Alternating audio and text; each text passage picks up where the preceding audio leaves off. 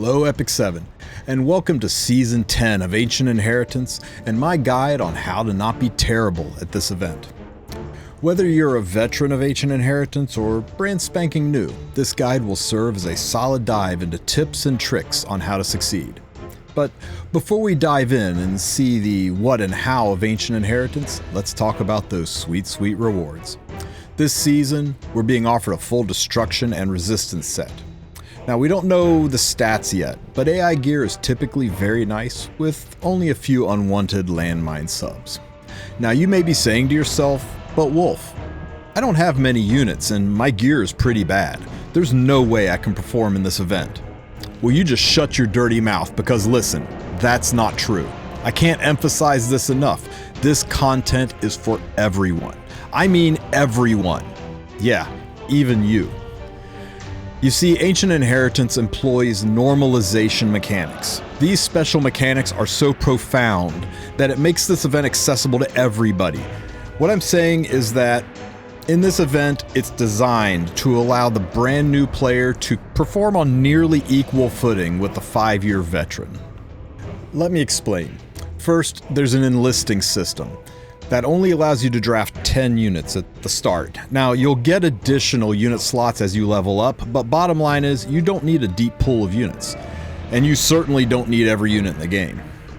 Second, and this is the best part, once you enter Ancient Inheritance, every single unit you have enlisted is immediately upgraded to max. All of it. Upgraded to level 60, 6-star, max awakened, max Molud. If it's a specially changed unit, the specially changed tree will be fully completed. Everything maxed out, ready to go right out of the box like a fully upgraded hero. Now, unfortunately, once you leave Ancient Inheritance, it all reverts back to its prior form. But you can legit use a level 5 unit that you just pulled and have done nothing to it, and it will perform exactly like a maxed out, fully invested unit. But what about gear? New players don't have great gear. Well, that's covered too. The third normalization mechanic is that gear doesn't really matter. Well, it matters a little, but only a little, like 10-to-1 ratio little. Look, what I'm trying to say is that only about 10% of the stats on the gear make it through inside of Ancient Inheritance. For example, let's say you've got these speed boots with 40 main stat on the speed. You're only going to see 4 of that speed reflected inside of Ancient Inheritance. That really sick piece of armor you just rolled that's got 20% crit chance, yeah, only 2% of that crit chance will make it through inside of Ancient Inheritance. Gear subs are such a small impact that you could technically use unleveled gear and still succeed pretty well. Now, what does matter is gear sets. You see, the full impact of gear sets is carried over. You'll still get that 12% crit chance bonus from your crit set. You'll still get that 25% speed bonus from speed sets. You'll get the full benefit of the 45% attack bonus if you wear an attack set.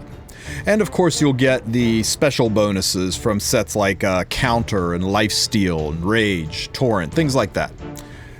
Set bonuses are so massively important that even if you're using some of the most dog water trash gear on your account, as long as you cobble together those sets, you'll be able to jump right into this event and compete like a master.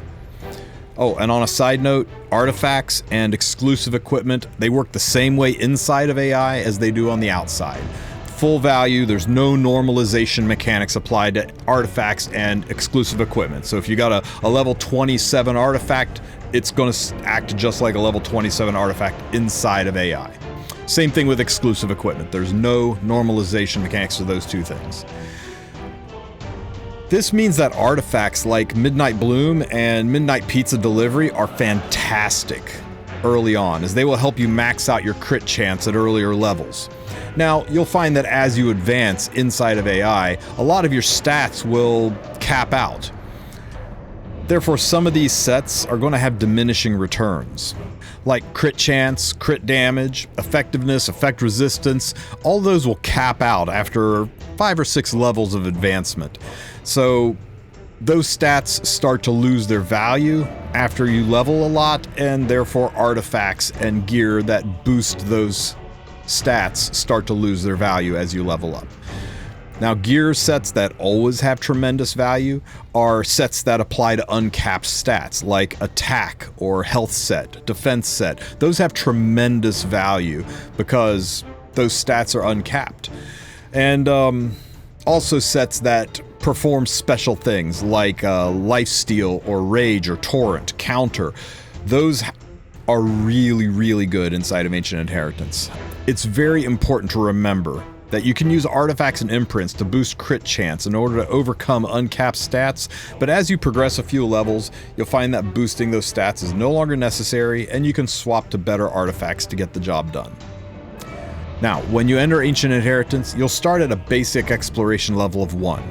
You'll be able to increase your exploration level by looking at objects, fighting monsters, even just wandering around will increase your level. So yeah, your exploration level increases by exploring. Go figure. As your level goes up, you'll be rewarded with more provisions, the ability to enlist additional heroes, and special bonuses like keys for chests or even relics. But where do stats come from? Well, that brings me to the 4th normalization mechanic for Ancient Inheritance. This mechanic is the one that puts us all on equal footing. You see, we all enter Ancient Inheritance with the exact same stats on our units, with a little bit of a nudge that I mentioned from your gear. But the bulk of your stats come from the elemental leveling system. You see, in Ancient Inheritance, you level elements, not units. As you level an element, every hero you own of that element will have their stats increased within Ancient Inheritance. To level elements, you need to fight monsters who are bearing the symbol that's weak to the element you're trying to level. For example, let's say you want to level your fire units, so you need to find monsters that are wearing the earth elemental symbol and beat the pus out of them. If you decide to level light, you need to go curb stomp a bunch of dark elemental mobs, and so on.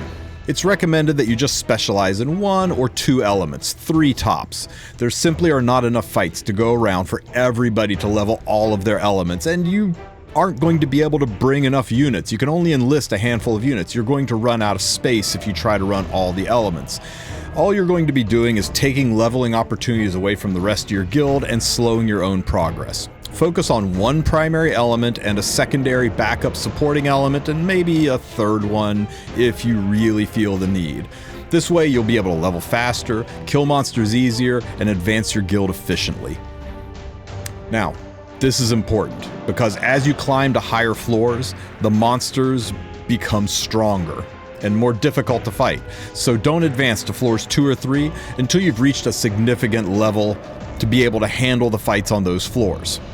Last thing you want to do is be in a situation where the monsters are too strong to be able to fight. Also, your guild doesn't want to be in a situation where there's not enough monsters on that floor for everybody to level. So take your time. Make sure you do enough normal fights on the current floor to sufficiently level your units and be ready before advancing to the 2nd floor. Now, for those who do make this mistake, there will be an additional system in place where you'll be able to trade provisions to artificially boost the levels of red, green, and blue elements. Not light and dark, only red, green, and blue. These Spirit Sanctum devices exist on floors 2 and 3 near the entrance portals. The Spirit Sanctums are really nice for people who run out of monsters to fight, or for people who started late and simply need a catch-up mechanic. Now, let's talk about what's required to participate in Ancient Inheritance. First, you'll need to be at least level 40, which you probably already are by the time you're in a guild. And your guild needs to have at least 16 members who are all at least level 40 in order to initiate Ancient Inheritance. Now don't worry, if people bail, if people ditch your guild and you drop below 16, you're fine. Once you start Ancient Inheritance, you're in. Even if people leave your guild, you'll still be able to complete and finish Ancient Inheritance. However, you really want to be in a guild that's active, like very active. You see, at its core, Ancient Inheritance is guild-based PvE. Your advancement in this event is tied to your guildmates, and theirs is tied to you. So you really want to be a part of a guild with lots of active members. This will really min-max your Ancient Inheritance experience as well as your entire Epic 7 experience. So, if you're in a guild that's falling short of expectations, hit me up. Those spaces are limited. I do have several guilds that are recruiting, from early game to top-end guilds across all levels of gameplay in almost every server. So, if you need help finding a new home, click that link in the description of the video to jump in my Discord and check out our guild recruitment hall. That way you'll be able to get in touch with one of our many recruiters to help you find a good, solid place for this event. Okay, so now that I've covered joining a guild, and I hope I've really driven home that this event is for everyone, let's talk about how to prepare.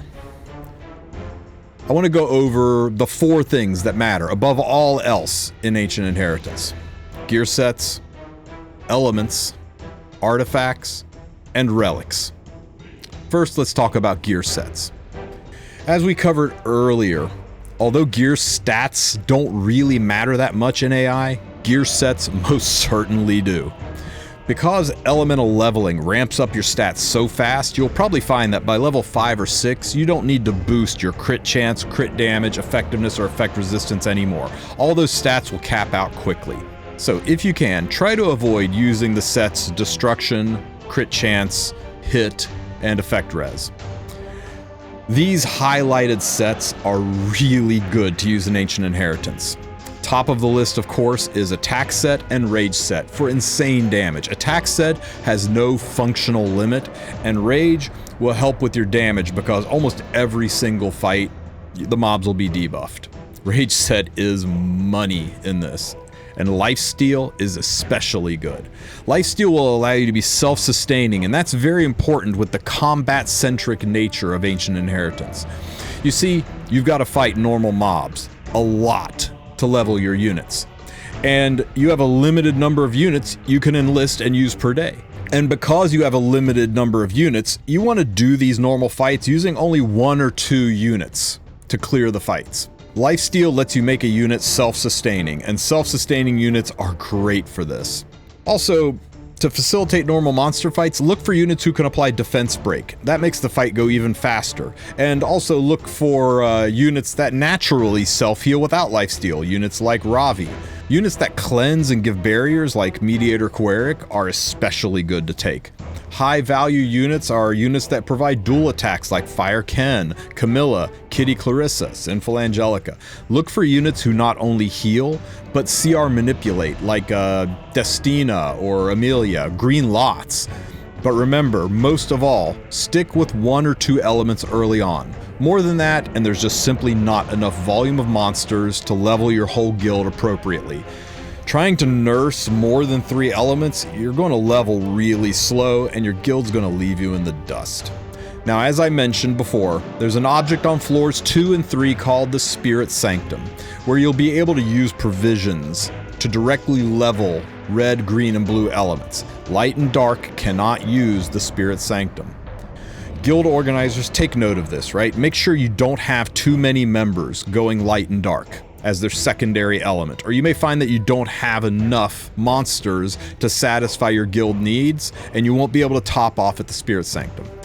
For people that are primarily building light and dark, once you pick your elements, try to wrap your brain around coming up with teams of 1 and 2 man units. This will make your monster fights really efficient. Self-sustaining units are huge for this. Now let's take just a moment to talk about artifacts and also exclusive equipment. You will get the same effect bonuses from artifacts and exclusive equipments that you would normally get outside of Ancient Inheritance. There is no normalization process for those. Now for early levels, it's really good to have an artifact that boosts your crit chance, because at early levels you will not be anywhere near capped on your crit chance. So artifacts like Midnight Bloom, Black Hand of the Goddess, Azure Comet, Midnight Pizza Delivery, these things are huge early on. The same can be said for artifacts that boost effectiveness in cases where debuffs are needed, but once you level up, you'll find that these artifacts aren't really needed anymore because the stats are going to pretty much cap out, and at that point, swap to artifacts that are more suitable, artifacts that do damage or give you abilities like healing. I know that swapping artifacts around can be a little bit expensive, but I think you'll find that it's worth it, right? It's worth it to move artifacts around, especially before important fights. I mean, do you want those sweet rewards or not? Now, let's take a minute to talk about the elemental enhancement system inside of AI. As we discussed before, you gain experience by fighting monsters bearing a symbol of the weaker element. So if you see a monster tagged as fire and you fight it, you're going to boost your water elements. Even if you don't take water elemental units into the fight, you're still going to boost your water elemental levels. If you see a monster tagged as dark and you fight it, you're going to boost your light elements, and so on. This is the reason you want to limit yourself to just 2, maybe 3 elements. First and foremost, you don't want to be a jack of all trades, master of none. If you spread all your stuff out equally, you will level so slowly that your guild's going to leave you behind. You're not going to be able to compete on the higher floors as easy. You're going to run out of monsters to fight. And there are only so many monsters to go around. Sharing resources is a part of guild coordination. Make sure that there are enough monsters to go around. As to what element to pick, look, everyone needs to make their own decision when it comes to element. My advice is for guild leaders to make sure you have good coverage. Red, green, and blue specialists will need to rapidly slay wardens, kill mini-bosses, clear blockages and paths, get to guild chests, all that kind of stuff. Big important job. Light and dark specialists are key to killing the prongos and advancing you to higher floors. Each element has a solid roster of units to pick from and can be backed with synergistic secondary elements. Ideally, guilds want to have a spread, something on the order of 4 to 6 red, 4 to 6 green, 4 to 6 blue, and then 5 to 7 light and 5 to 7 dark. This will give you a good spread to make sure you can progress the floors pretty evenly, so don't sweat it if you don't have exactly those numbers, but that's kind of what you should shoot for. Now, a good way to avoid running out of monsters to fight is to make sure that everyone is ideally level 4 or 5 before advancing to floor number 2. And ideally level 7 to 8 before advancing to floor number 3 in their primary element. Now remember, you can use the Spirit Sanctum to top off if that's just not possible for you, but below those levels, I think you're going to find you need to use the Spirit Sanctum to top off. So I hope it's clear to you that you want to be frugal on how you do your fights. Once you fight a monster and win, you can't use those heroes for the rest of the day. Even if they survive the fight, they'll be grayed out and you can't use them. So pick units who can solo or duo these normal monster fights and try to be high enough level where that's relatively easy. Units with built-in healing like Ravi, or units who have lifesteal, or artifacts like Sigurd's Scythe are magic for power leveling your elements. Also consider 2-man team combos, like run a DPS with a Soul Weaver, like for example Ice Luna and Angelic Montmorency. This will let you do more fights with fewer units. Also realize there's no real penalty for trying and failing. If you do a normal monster fight and you fail, you die, all your units wipe, all you lose is 1 provision. All your heroes will still be alive, there's no penalty for it at all. So if you aren't sure, just try it. Try it and see. And if you fail, you only lost 1 provision. Toss an extra Soul Weaver on the team, hit it again, finish it off. Remember, this is only for normal monster fights. If you lose to a boss, a mini boss, a warden, a floor boss, prongo, anything that's got a full ass HP bar across the top of the screen, if you lose one of those fights, your units will be dead at the end of the fight. There's no do-overs for those. Now, you see these monsters, how they have little hearts over their heads? That's how many times they can be defeated before they disappear, for the entire guild, not just you. This is how many times you can hit them. So, after the 3rd kill, this little guy here is going to vanish for everyone. This is why guild leaders need to divide everybody up into groups of elements. This is why you don't want to oversaturate a single element, or you will over-farm an element and then nobody can level anymore. This is why guild leaders should divide their guild up into elements, and this is why it's important you make sure you don't oversaturate a specific element. If everybody is running the same element, you're going to over-farm monsters and you're going to run out of ways to level your units, and everybody's going to have to use the Spirit Sanctum to top off. And God forbid it's light and dark that gets over-farmed, you're just kind of boned. Now, here's a huge pro tip. This is the real power leveling method, so listen up. And share this around, because the more of your guild that knows this, the more of your guild that follows this, the easier it's going to be to full clear, okay? There's a combination of relics that takes your monster farming to the next level. First, you want to be on the lookout for the relics Ancient Shield and Conqueror's Flag, okay?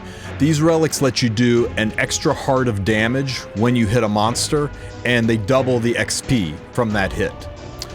If you have both of them, it lets you do 3 hearts of damage in a single attack and get triple experience points. So for example, let's say you have both of them and you attack this monster that's got 4 hearts over his head, right? That first attack will take him from 4 hearts down to 1 heart, and you'll get triple experience, like you hit him 3 times and won 3 times, but you only attacked once. Your next attack will take that last heart away and kill the monster, but even though you only did 1 heart of damage, the game will treat it like you did 3 hearts of damage. It'll give you triple experience for that last hit. So effectively, you will get 6 kills worth of experience for 2 attacks. This is going to power level you incredibly fast, and if you can get the Tundra's blessing effects too to make you even stronger, you'll be able to do it with fewer heroes. You do this and you will max out your elements giga fast. And once you have maxed out your elements of choice, you can switch those relics out for something more useful. Now that we've covered how to build, let's talk about how to advance. On each floor, you'll need to make Prongo show himself, and this is done by brutally murdering Prongo's friends right in front of him. Not only does this level your elements, but this also increases the rage counter, which is seen in the upper right-hand corner of the screen. Once you max out the rage counter, this will make Prongo so angry that he appears himself to deal with the situation. The first time Prongo appears, he should be the light version, and that means that people who built their dark elemental heroes are on deck first. They should head straight to his location and kill him. In the meantime, all of the people that built red, green, and blue, they should be moving over to where their respective wardens will spawn. Now remember, go to the warden you're strong against, right? Red warriors will head for the green warden, and so on. Now, once the dark fighters have dropped Prongo down to 50% health, he's going to run away and hide, and the wardens will appear. Now, if you're organized, you should have your brute squad of red, green, blue people right there ready to go to mug the wardens when they appear, and you'll drop them like that. Now, while all of this is going on, the light fighters should be moving around, collecting guild chests, defeating mini-bosses, and migrating over to where the dark Prongo is going to appear. That way, when all of the wardens are killed, dark Prongo will appear, and the light fighters can lay on like butchers and slaughter him. Once this happens, this will drop the special gear for your entire guild, and it will open the portal to floor number 2. Lather, rinse, and repeat. Floor 2 and floor 3 are exactly the same in this regard. I do recommend that latecomers, or people who miss the chance to go fight their specific elemental fight, they should spend the time also wandering around the map, killing mini-bosses, getting guild chests, leveling up so that they're better prepared for floor number 2. Another huge tip is that on day 1, when Ancient Inheritance drop, the first thing you do, like the very first thing you do, before you even brush your teeth, right? Log on to the game. Get on the map. I'm not kidding here, right? Make this the first thing you do. Even if you don't have time to play Epic 7, just log in, enter the dungeon, have your unit appear on the map, select your starting relic, then you can exit the game, close Epic 7, and go do whatever it is you need to do for the rest of the day. The reason for this is that while the rest of the guild is out there collecting rewards, only people who have logged in and gotten their unit onto the map will get the group rewards. God forbid your guild is hyper aggressive and you're slow to log into the game, and your guild opens up a guild chest or kills Prongo, you're not going to get the gear drop. You're not going to get the loot from the chest. You won't get anything that's collected before you log onto the map. You want to make sure you're on the map as soon as possible, and that way you can passively collect the rewards while you're AFK. Your guild can even be on a different floor. If you're on the map for floor 1 and your guild moves to floor 2, you will still get the rewards that they collect on floor 2. It's completely fine as long as you are anywhere inside of Ancient Inheritance. All group loot that is collected you will also receive. So you don't want to miss anything, right? Make sure first thing Monday morning you get on the map. As for a starting relic, there's only 3 choices of relics, right? And they're all kind of mid. You can swap out the starting relics for a different one at any time at a relic shrine as well. Now, each relic does have unique uses. Some of them, like Spyglass, look terrible, but they have insane synergy later on in the game. Now, let's talk a little bit about tactical movements inside of Ancient Inheritance. Remember, provisions are unforgiving. There's no undo button, so go slow.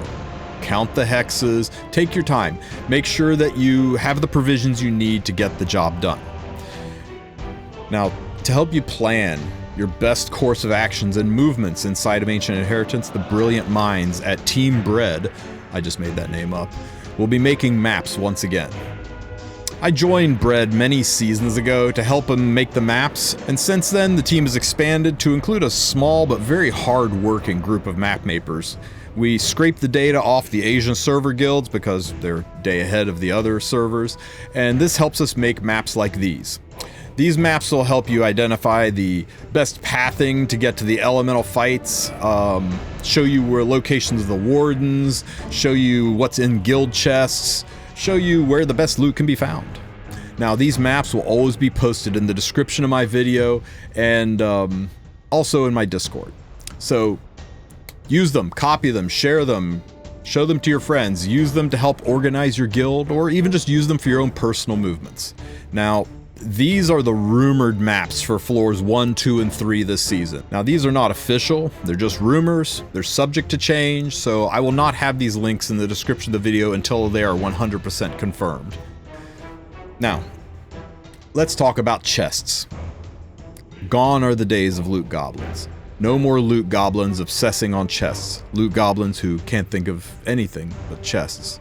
Loot goblins who are so focused on chests that they don't remember to help the guild. Relatable.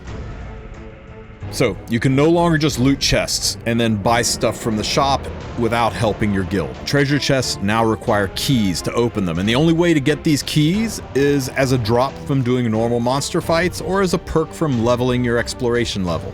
So you need to be active, an active contributing member inside of Ancient Inheritance to get keys, to get that personal loot, so you can buy stuff from the shop. And the stuff in the shop is very worth getting. Now, the loot on floor 1 is pretty mediocre, so you may want to save most of your keys for floors 2 and 3, but even if you don't, rest assured, you will get plenty of keys and loot to buy out the entire shop, as long as you're decently active in AI. Now, we'll take another moment here to go over some of the special objects found in Ancient Inheritance. First, there's these things. These are called barricades. They block the path, and just like monsters, you have to use provisions to break them, but unlike monsters, they give no experience, but they also don't take any units away. So there's a strategy here, right?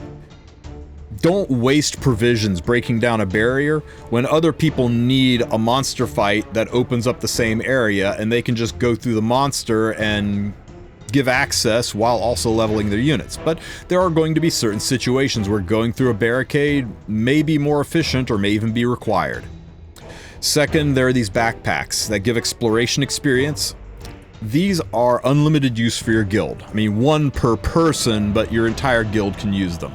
These are far more important on floor 1 than they are on floor 3, as they only give 50 exploration XP. And that's great at lower levels, but it's probably not worth the chase when you get to level 3. Third are these tombstones. These give substantially more experience than the backpacks, but they have a limited number of use per guild. So before you wander over to get one, make sure it's still active. You don't want to walk halfway across the map for a tombstone and have all of its uses exceeded. There's also these tents that'll provide additional provisions, and statues who can bring units back to life who have died. Those are also limited use per guild. And then there are these banners. These banners buff the monsters near them, so keep an eye out for monsters that have swirling smoke around them. They're under the buff effect of the banner, and if you attack them, they will be significantly harder to fight than what their level advertises. There's also these lighthouses. Once you use these lighthouses, it's going to illuminate a portion of the map, and these are really nice for people that are using the Spyglass relic along with the pipe relic to move around the map. But with the fully detailed maps we'll be providing you, their importance for seeing what the rest of the floor looks like is greatly reduced. Finally, there are relic shrines where you can acquire new relics or replace some unwanted ones. Now, make sure you have room for a new relic, or you have a relic that you're okay with replacing, because once you use a shrine, it's used. Okay? You can't unuse it. Once you activate it, it's spent and you can't come back to it later. My last little bit of advice to you is that you're permitted to withdraw up to 10 heroes per season. Not per day, not per week, per season. So if you picked a hero for AI and it's just not living up to expectations, or say your guild found out that it doesn't have enough fighters of a specific element and you want to be the guy that ditches all of one element, switches to another to help out, you can use the withdrawal system to replace up to 10 units. This is great, but remember, it's 10 per season. After you swap out those 10, your roster is permanently locked for the rest of the event. No more changes, no more withdrawing, and also no trying to cheat. Right? If you withdraw a dead hero and then re-enlist it, it'll still be grayed out. It doesn't bring it back to life. Even if you withdraw one hero and you re-enlist a dupe, it's still going to be grayed out. So you can't cheat the system that way, sorry. Well, now that I've talked your ear off and turned what I intended to be a relatively short video into a really long video, I'm going to wrap things up for this introduction. I do plan to stream my AI pushes live with Divine and friends on Twitch pretty close to 8 a.m. Eastern time every single day. So make sure you click that link in the description and give me a follow so you can be notified when I go live, and then you can come and join and be part of the adventure, ask questions, see how I'm moving, how I'm leveling. Guys, get organized. Make a Discord room. Turn it into a party. It's not safe to go alone. This adventure is way more fun with friends.